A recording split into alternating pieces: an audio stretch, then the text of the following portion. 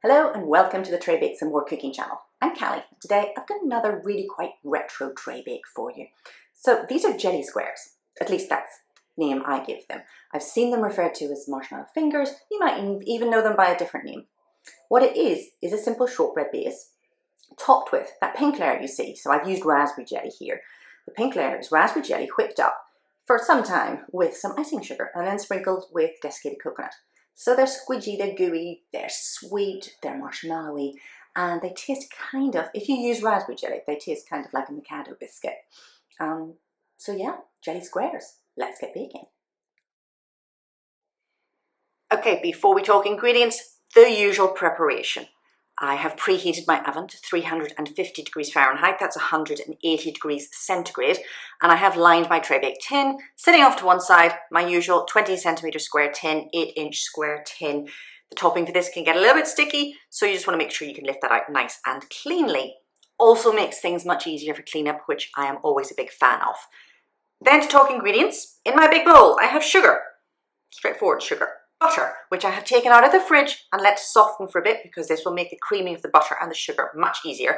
And plain flour, simple as that.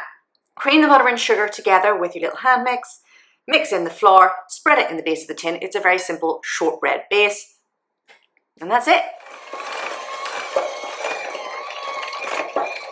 So as usual, if you're creaming the butter and sugar together, you know, it'll work its way up the side of the bowl. You just want to make sure you get a spatula, scrape it all down, make sure there's, you know, everything's nicely incorporated, and mix it up one more time before you add the flour.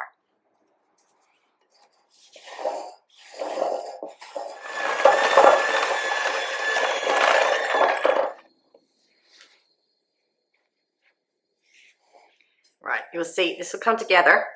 Get your hand in there, it clumps together. So all I'm going to do, spread this over the base of the tin and press it down. So we've got a nice shortbread base for the jelly squares.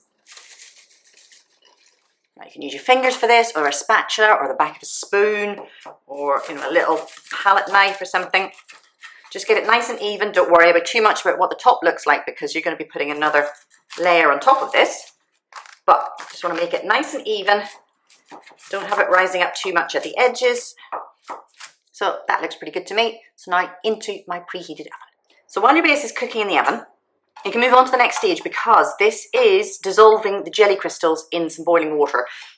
And then you want to set this aside for, a good 30 minutes or so to let it cool down to be a more manageable temperature to work with. So it's just simple, a pack of jelly crystals. And my packet is 3 ounces or 85 grams. I tried it once with a bigger packet and that made way too much topping. So this works out quite nicely. I don't know if that sort of jelly packets are standardized around the world. This is what I can get here over in Massachusetts. I'm using raspberry because the combination of the raspberry jelly topping and the coconut kind of makes this taste like a Mikado biscuit, which gives me fond memories of childhood. You can use any flavor that you have, any flavor that you like, any flavor that you prefer. I also like to use like a raspberry or a strawberry with this. If you look on my blog, if you look at the recipes that I've done in the past, everything's very beige and brown, so this adds a nice little pop of color sometimes to some of the recipes that are on there. So all I've done is to pour over boiling water on the jelly crystals, give it a good stir until it's dissolved, and then I'm going to set this aside for 30 minutes until it is cooled, and then we will beat in the icing sugar. So my base baked in 25 minutes for me today, so when I said 25 to 30 minutes, it just should be lightly golden on top. It won't have risen or anything, and it'll smell pretty good though, just nice and shortbready. Set this aside to cool. You want this base fairly cool before you put the jelly topping on it. And talking of jelly topping, let's get to that now. Right, so your simple shortbread base is done. It is out of the oven. It is cooling, so we're getting on with the jelly topping for these jelly squares. And this looks quite interesting in my bowl here. So in my bowl, I have got the jelly that I dissolved in boiling water and sat and cooled for like 30 minutes. With some icing sugar. Sifted icing sugar, make sure there's no lumps in there. And all I'm going to do is beat this together with my little trusty hand mixer for like 5 or 10 minutes until it is thick and it is light in color and it is,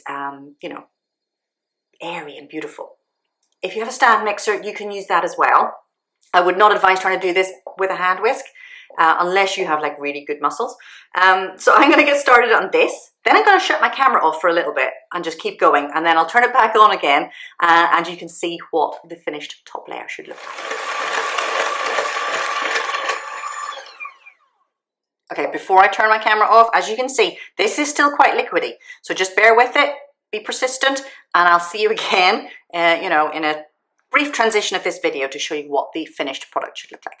Okay, I'm back briefly. This is not the finished product. I just want to show you that it's starting to get thicker. It's starting to get lighter. But this is only a couple of minutes in, but it still needs to keep going. But I'm just going to turn on my beaters here so you can just see how, so just do that. You can see it's getting thicker. It's not as liquidy as it was. But the jelly starts to set and it starts to beat together with the sugar. It's going to thicken up. So, you know, we're getting there. I'll be back again in a couple of minutes to show you what it looks like.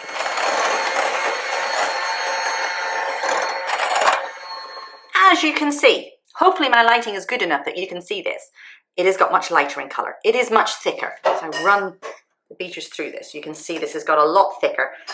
You know, it is a lot lighter in colour. I say it's like a pale lurid pink rather than the dark lurid pink that it was to start with. Yes, it says 6 or 7 minutes, beating on a fairly high speed with this. And all I'm going to do is to scrape this out, pour it over my shortbread base, then a couple of good handfuls of desiccated coconut over the top, and then into the fridge to set. I'm going to say put it in the fridge overnight, then you're sure it's going to be set. It probably will be ready after a couple of hours, but just to be on the safe side, you know, into your fridge overnight, then slice it up and you have jelly squares. Now, just to show you before it goes into the fridge to set, it makes quite a thick layer of your jelly layer, but you know, that's not a bad thing.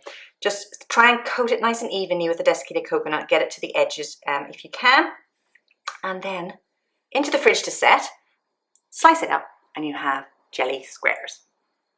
So keep an eye out for more recipes, subscribe to my channel, tell your family and friends, and I'll see you again soon on Tray Bakes and More.